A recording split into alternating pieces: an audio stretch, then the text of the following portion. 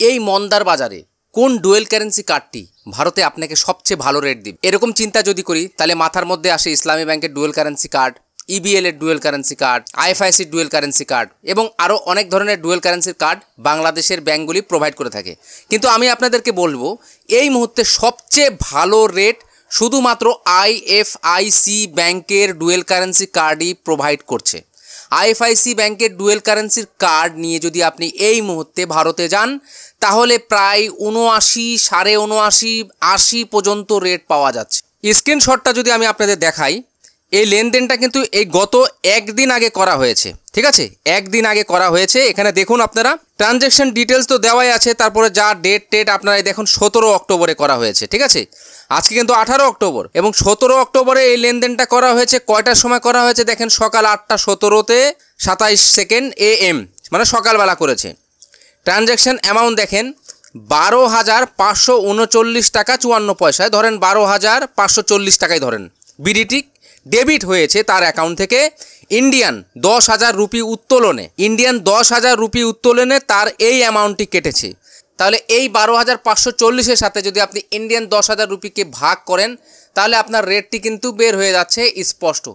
এর সাথে আর কোনো হিডেন চার্জ কেটেছে কিনা সেটা এখন পর্যন্ত আমি জানতে পারিনি। তবে আইএফআইসি ব্যাংক আপনার প্রত্যেকটি ট্রানজ্যাকশানে একটি ইমেল দিয়ে থাকবে, যেই ইমেলের মধ্যে আপনার ট্রানজ্যাকশানের ডিটেলসগুলি থাকবে, যেই ডিটেলসের মধ্যে বলা থাকবে যে আপনার আসলে কত টাকা ওখানে, যে আপনি ওখানে যেই কয় টাকা উত্তোলন করেছেন তার পরিবর্তে বাংলাদেশি কত টাকা আপনার অ্যাকাউন্ট থেকে ডেবিট করা হলো, এই সম্পূর্ণ একটা ডিটেলস কিন্তু আইএফআইসি ব্যাংক আপনার রেজিস্টার ইমেল অ্যাড্রেসে পাঠিয়ে দিবে।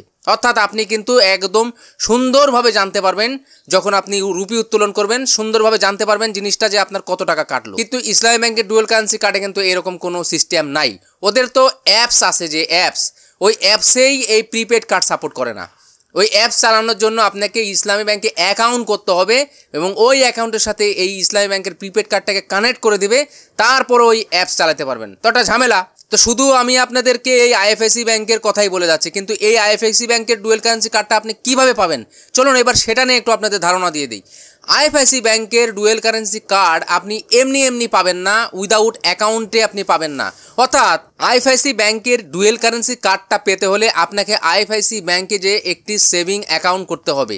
সেভিং অ্যাকাউন্ট করলে তার এগেনস্টে এই ডুয়েল কারেন্সি কার্ডটা আপনি পেতে পারেন। এখন আপনার মনে প্রশ্ন আসতে পারে, আইএফআইসি ব্যাংকে যদি অ্যাকাউন্ট করে ডুয়েল কারেন্সি কার্ড নেই তাহলে ভাইয়া অ্যাকাউন্ট করতে কত টাকা লাগবে, অ্যাকাউন্টের বাৎসরিক মেনটেনিং চার্জ কত, বা এই কার্ডের বাৎসরিক মেনটেনিং চার্জ কত।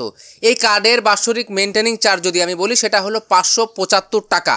অ্যাকাউন্ট মেনটেনিং চার্জ কত সেটা এক্স্যাক্টলি আমি জানি না। এইটা জানতে হলে আপনাকে ব্যাংকে ভিজিট করতে হবে, সেখান থেকে আপনি জেনে নিতে পারবেন।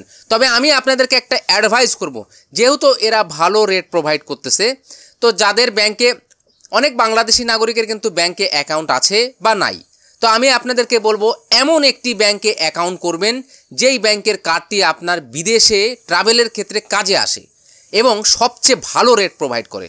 তো এই মুহূর্তে আমি আইএফআইসি ব্যাংকেই দেখছি, এই মুহূর্তে আমি আইএফআইসি ব্যাংকের ডেবিট কার্ডকেই সবচেয়ে ভালো কার্ড বলবো, কারণ এরা সবচেয়ে ভালো রেট প্রোভাইড করছে। দেখুন এই মন্দা বাজারে যেখানে অন্য ডুয়েল কারেন্সি কার্ডরা ৭৫, ৭৩, ৭৭ যেখানে প্রোভাইড করছে, এরা এখানে ৭৯, ৭৯.৫ প্রোভাইড করছে। কিন্তু ভাই এটার কোনো হিডেন আরও চার্জ আছে কিনা এটা কিন্তু আমি জানি না, আমি কিন্তু আমার ভিডিওর মধ্যেই বলে দিয়েছি। পরে এসে যদি বলেন এর সাথে আরও এত চার্জ যোগ হবে, হ্যাঁ ঠিক আছে, আপনি যদি ওই কার্ড ব্যবহার করেন তাহলে আপনি যদি বলেন আরও এত চার্জ যোগ হবে তাহলে অবশ্যই আপনার কথাটি অথেন্টিকেট হবে, বিকজ আপনি ওই কার্ডটি ব্যবহার করেন, আমি ব্যবহার করি না। তবে আমি এই স্ক্রিনশটটা দিয়ে আপনাদের এটা বোঝাতে চেয়েছি বর্তমানে সবচেয়ে ভালো রেট এরাই দিচ্ছে। কিভাবে এরা দিচ্ছে, কারণ দেখেন এরা আরও কোনো চার্জ কাটছে কিনা, ২০০, ৩০০ কোনো কাটছে কিনা, আরও ২০০, ৩০০ কাটলেও কোনো লস নাই। কিন্তু এরা কিন্তু এই মন্দা বাজারে ৭৯, ৭৯.৫ রেট দিচ্ছে, আপনার অন্য ডুয়েল কারেন্সি এত টাকা রেটই দিচ্ছে না।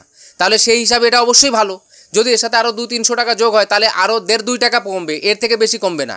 অন্য কার্ড তো ৭৩, ৭৪, ৭৫ দিচ্ছে, সেই হিসাবে এইটি এখন সবচেয়ে ভালো অপশন। আপনারা এটি ট্রাই করতে পারেন। আপনারা জানেন যে ইন্ডিয়ান ভিসা আবেদন করতে গেলে কিন্তু একটা ব্যাংকে স্টেটমেন্ট দিতে হয় অথবা ডলার এন্ডোর্সমেন্ট দিতে হয়।